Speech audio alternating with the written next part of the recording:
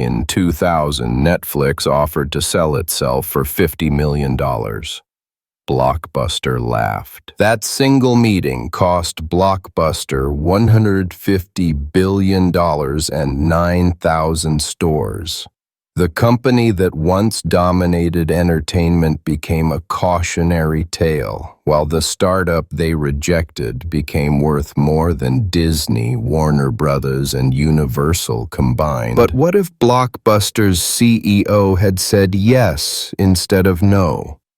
What if they had spent $50 million on what seemed like a tiny DVD by mail company? The world of entertainment would look completely different today. To understand the magnitude of this missed opportunity, you need to understand what Blockbuster was in 2000. They weren't just a video rental company, they were the entertainment company. With over 6,000 stores across America, Blockbuster processed more than 6 million transactions every single day. Their blue and yellow logo was as recognizable as McDonald's golden arches. The numbers were staggering. Blockbuster generated $6 billion in annual revenue.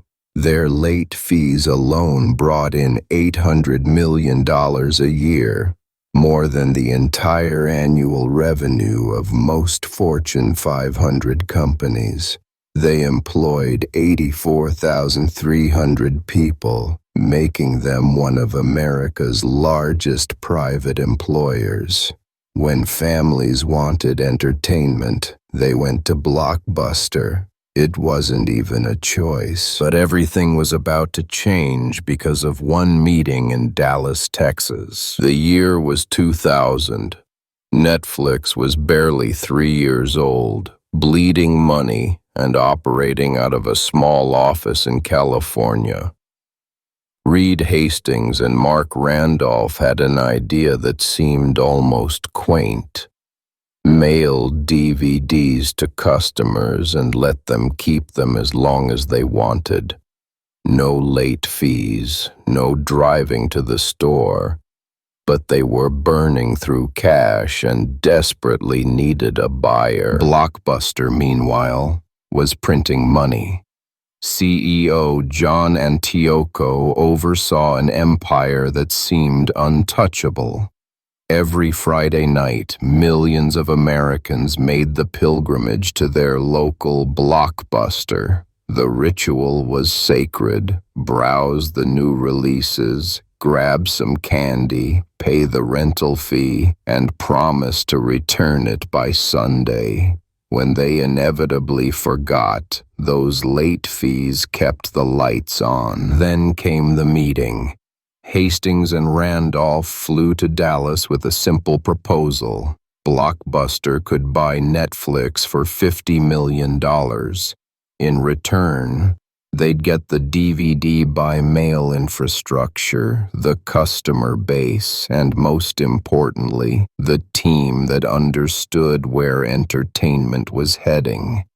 Antioco listened politely. Then he and his executives did something that would haunt corporate history forever. They laughed. Not politely, not diplomatically. They laughed Netflix out of the room. Antioco saw a tiny company with 300,000 subscribers trying to compete with his 3 million active customers. He saw a business model that eliminated the late fees that generated $800 million annually. Why would he pay $50 million to destroy his own revenue stream? And that decision would cost them everything. What happened next was a masterclass in disruption. Netflix went public in 2002, raising the capital they needed to scale. By 2007, they had delivered their billionth DVD. Meanwhile, Blockbuster was still collecting late fees and expanding physical stores. completely blind to the digital revolution happening around them. But if Antioco had said yes in 2000, Blockbuster would have owned the DVD by mail market before it exploded. With their massive customer base and Reed Hastings' vision, they could have transitioned 3 million customers to mail delivery immediately.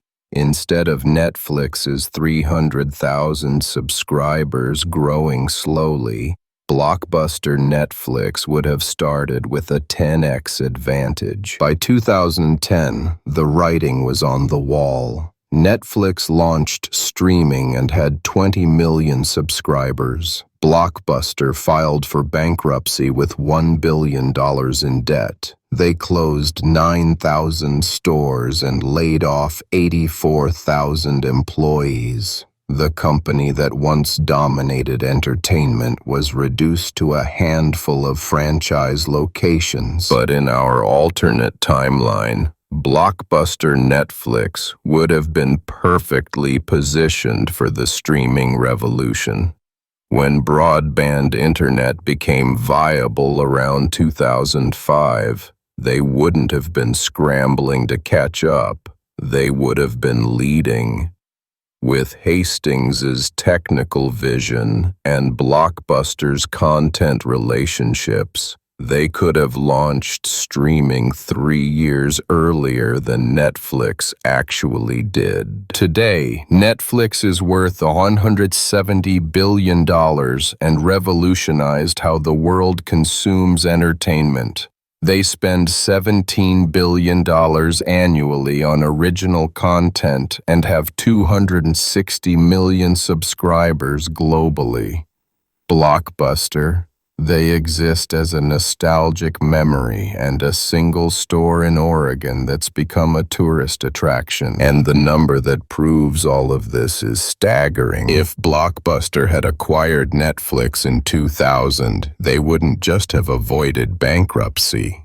They would have become the undisputed king of entertainment. With their physical presence, Netflix's technology, and a 5-year head start on streaming, they could have captured 60% of the global streaming market. That's not $170 billion. That's $300 billion in market value they walked away from for the cost of a single Hollywood movie. The Blockbuster-Netflix story isn't just about one missed acquisition. It's about the danger of protecting yesterday's profits instead of building tomorrow's business.